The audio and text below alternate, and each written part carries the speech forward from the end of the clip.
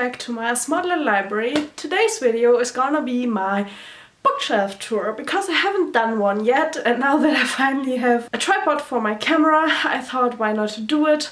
So hopefully the footage should be not as shaky as before. But yeah, I thought I'd show you the setup of my shelves currently, point out a few of my favorite books, and yeah, how I have them set up. And yeah, I hope you enjoy the tour. So we are starting with the white shelves, which is my German shelf. It is like a small collection because a lot of the books that I owned as a child I don't own anymore. So yeah, these are just a few, and then I will do the German books that are up there. Let's get started with all of the German books I've read so far. Also, let's quickly talk about how I organize my books. I personally organize by language, so we have like my German ones there, we have the English ones in the black shelves, and then I organize by alphabetical order. I try to do like by looks, but I don't find my books by that. I want to have the books from one author by one another, and yeah, I have a mix of bound books, paperbacks, hardcover, pretty editions, not the pretty edition, used ones, new ones, you know. I have all editions here, and so yeah, it is a really like messy way of displaying the books, but I like it as it is. And yeah, we're going by alphabetical order. The only ones that aren't by well, they are all by alphabetical order, but we have like fiction, then we have true crime, and then we have comics, graphic novels, and yeah, like non-fiction. So those are the categories I sort by, at least in the English books. The Germans I just don't own enough, so it doesn't really make that much sense. So yeah, these are just by alphabetical order. My favorite ones on that shelf are Momo and Die unendliche Geschichte, which is the never-ending story. Both are by Michael Ende, and yeah, I love the edition that I own of them. Also up here are like a few Stephen King books and The Divine Comedy, for example. On the second row we have a lot more Stephen King. Also we have the Twilight books, which are these three. Sadly the fourth one, but which actually the first one got stolen while I was in middle school because I lent it to someone and they never gave it back. And then we have some Walter Mörs books, the Simonian books, all of the unbound ones. Moving one shelf down, we have some more Walter Mörs books behind these. And then the German Terry Pratchett books I own, and some Casey Rice, which are mostly the Casey Rice I've read so far. For example, that one, which is Dead Monday in English, I think, but in Germany it's Toten Montag. Making our way farther down, we have the one Perry Rhodan book I've already read, and then all of my German Harry Potter books. These are the ones that I originally read as a child, and so yeah, I did want to keep them because there are a lot of childhood memories connected to those books. Also, I have I own 2 copies of the first book, for example. As you can see, they are really, really similar, but not the same. I have no idea why, but my mom kind of bought 2, I think. Yeah, we were for children, so maybe we wanted to read the parallel, but I have no idea why, but I do own 2. Moving even further down, we have my German copy of Dracula, which is this really weird edition. I don't know why the cover is so weird, but it's like a library edition. Then we have my German edition of The Hobbit. I think this is a really, really pretty cover. But yeah, in Germany it's called Der kleine Hobbit, the small Hobbit. And then we have some of my German true crime books. These, for example, are by Mark Benecke, which is like a criminal biologist here in Germany, and he has some really interesting books about true crime cases, about what bugs do with dead bodies and stuff like that. I'm really interested in that kind of a topic, and he has some really interesting books about it, and it is on my bucket list to see him in person in one of his like And then moving to the lowest shelf, here we have my childhood books. Except for these two, these are my two mangas I own. The rest of them I got rid of, but yeah. I have this really, really nice Uzumaki manga called Spiral into Horror by Junji Ito. And it is one great horror manga. You should read it if you can get a hold of it. This is really pretty. And then here, for example, I have the 3 question marks. It's called in German.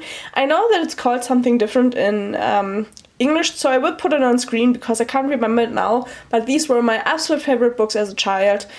So yeah, a few I still own. And then the book with the worst condition, because it's just really, really old, is The 5 Friends by Anna Blyton. Really loved those as well as a child. So yeah, I still own this edition, but it is sadly in a pretty bad state. The last German books I want to show you are these really, really old books. I got all of those from my grandpa when he passed away. My mom knew that I would be really sad if all of his books got thrown away or sold. So she kept the really pretty ones for me, especially since he used to write lines from the text out for me on little pieces of paper to give to me to think about and to read through. And yeah, it was a really great bonding thing for us. So yeah, I am really happy that I own those old books, even though it's not really something I read. They are mostly like old poets or like German authors, like really old German authors, but I'm happy that I have them. Though if you do know a trick to get rid of smoke stains and stuff from books, because sadly my grandfather used to be a heavy smoker and all of the books feel kind of sticky from the outside because of that. So if you have a trick to get rid of that, please leave it in the comments down below. But yeah, other than that, I really love the old books. They look really pretty, so yeah, they have their place on my bookshelves. Continuing on, we're starting with the topmost shelf with Yay. And yeah, one author I own quite a bit of on here is by Lee Bardugo. As you can see, my Six of Crow edition is displayed quite nicely. I really like that edition and I think it looks really, really nice. And then we also have my Dan Brown books here, which I loved the first ones, I hated the last ones. Another really nice edition on here is my Peter Pan book. It's a chalk cover edition, and yeah, I think it looks really, really, really pretty. Moving on, we have my Edgar Rice Burroughs books. Roshani Chokshi is on here, also the James S.A. Corey, the Expanse series is on here, and all of my Michael Crichton books. One of my favorites on here is definitely this Alice in Wonderland Penguin Clothbound Classics edition. I really, really like it. I'm a big fan of Alice in Wonderland, and so yeah, this is one of my more cherished editions. Moving on, we're coming to my Philip K. Dick books. Arthur Conan Doyle, Charles Dickens is on here, the David Eddings Belgarth series, Emily White's Encyclopedia of Fairies, which I featured in like a vlog not that long ago, and also my 3 Neil Gaiman Sandman comic collections are on here, which I'm like a really, really big fan of. As you can see, which I can show you, there's my Death displayed. I really love those. One of my favorite books on this shelf is Pan's Labyrinth. I didn't know this was a book, but yeah, Guillermo del Toro worked with Cornelia Funke, a German author, on this book. And yeah, it is one of the prettiest like horror fantasy novels. I know, I'm absolutely big fan of the movie. If you haven't watched it, do that. But yeah, the book is also equally as pretty. Moving on, you can see my Neil Gaiman collection, which I featured in last Wednesday's video. I'm gonna link it in the top corner if you want to watch it. It's Let's Talk About Authors episode, and I'm talking all about Neil Gaiman. So yeah, these are all on this shelf. Then you can see A Diary of Blood. Big fan of that book. Really, really great. Also, we have the Hannibal books on here. So a little bit of horror as well on here. equally with Into the Drowning Deep, also a really great horror book. Yeah, and there's my one and only Hendrix books that I read so far, which is My Best Friend's Exorcism. I can't really get into him. I still have a second book from him on my TBR, which I haven't read yet.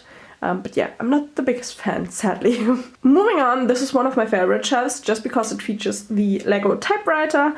My partner actually got me for last Christmas. I absolutely love it. It is functional, like you can't write with it, but you can make it move. So yeah, absolutely a big fan. Then we have the Precious Dune edition. Let me get it out of the shadow. I have this really, really pretty Dune Anniversary edition. I have read that, though I have to be honest, I am struggling with the concept of Dune, so I personally am not the biggest fan, but my husband really likes that book. So yeah, it has a special place on my shelves.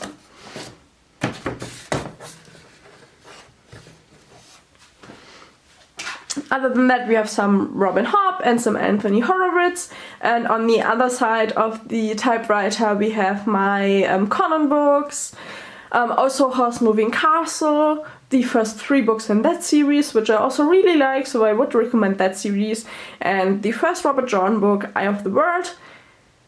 I still have to continue with that series, but yeah, I like the first one well enough, so yeah, also a really good book. Moving on, we've now come to my Stephen King shelf, which I've read enough to fill one shelf with him, which like is kind of a lot, to be honest, in my opinion. I think he's the author I've read most of, like when it comes to reading books from one author.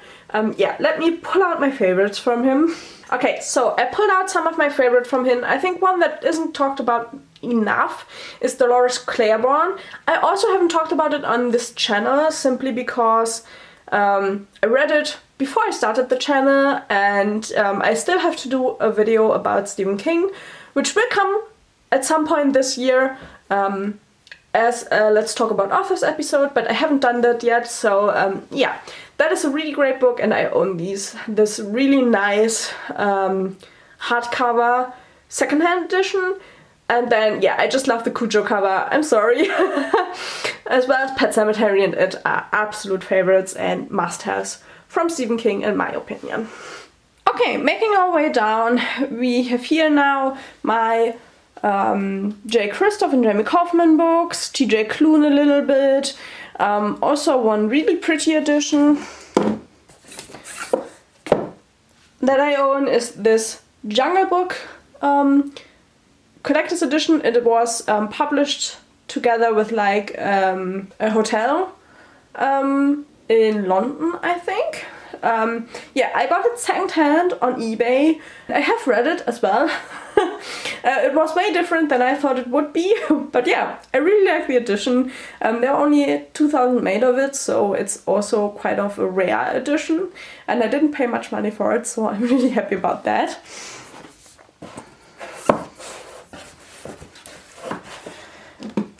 Then I have Babel on this shelf. I put it so you can see it really well. I didn't like the book, but I have to be honest, this copy is just so pretty that I had to put it that way. And then we have some different Illumicrate books here, like 6 Crimson Cranes and The Drowned Woods. And one I definitely have to continue this year is The Three-Body Problem by Cixin Liu. Which is translated by Ken Liu. It is a book set in China. Yeah, and it is about the three-body problem, but at the same time it's about the Chinese culture and the revolution that happened there. And I really, well, I know quite little about it, but the book was really, really interesting, and I definitely have to continue with the series. Continuing on, the book that you can barely see because of the light is A Marvelous Light, one of my favorite romance novels that I've read. It is about 2 guys and they have really different roles. One has to do with the magic side of the world and the other one with the normal side. And before getting the job that he gets as the liaison to the magic side, he didn't even know the magic side existed. And yeah, these two have to kind of like rough themselves together and work together, even though they are really different in like the personalities. And yeah, I really like that book. But yeah, you can, sadly, because of my windows, you can barely see it, but I don't have blinds, so yeah, sorry. Then we also have my Sean McGuire collection here, Middle Game and Seasonal Fears, as well as the Every Had a Doorway series. I don't know what the series actually is called, but the first one is called Every Had a Doorway, and it is a series about kids who find doorways to like fantasy worlds, and they go through, and at some point these worlds bring them back into the normal world because they either get too old or they don't really fit into the fantasy world anymore. And the book kind of talks about the school that collects these children and tries to help them to like adjust back to like life in a normal environment. I really love that series, though I do recognize that it isn't for everyone. They are quite formulaic and quite short, but for me, yeah, they're kind of really nice adventures. On this shelf we have some... Sorry for the dog noises. On this shelf we have some retellings, starting with these two. These are The Song of Achilles and Circe by Madeline Miller, two retellings of Greek tales. I really like them, I would really recommend them.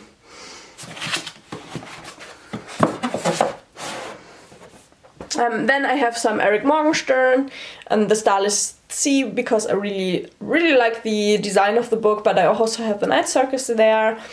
My Joe Nesbo book The Bed, which I read in a recent vlog, and also To Sleep in Is Your Star. I think it is a really great sci-fi book, though it is really hefty. But yeah, it is by Christopher Paolini, and yeah, really big fan. And then we have some miscellaneous books, The Northern Lights by Philip Pullman, and also a classic is on here as well. This edition of Animal Farm by George Orwell. Really liked it. And as you can see, I'm a big fan of the Penguin cloth-bound editions. But I do not own enough to like give them their own shelf, so they are pretty much between all of the other books. Now, I'm a really big fan of this shelf. These are all of the Terry Pratchett Collector's Library editions. They aren't complete. I'm missing the children's books that have released recently, but the rest are complete here. My partner is a really big fan of Terry Pratchett, and I'm making my way through them as well. So these, I haven't read all of them, but I couldn't bear to part them. And I am roughly, well, 2/3 of the way through. So I have read most of them, which I think so is fine that they're all staying in the red shelves. But yeah, I really like these editions. Let me pull you some out.